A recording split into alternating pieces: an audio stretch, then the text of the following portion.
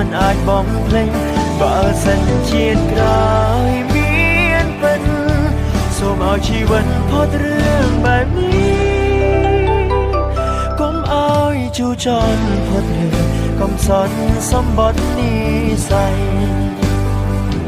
កុំឲ្យជូរចត់ផុតរឿងកំសត់សម្បត្តិនិស្ស័យ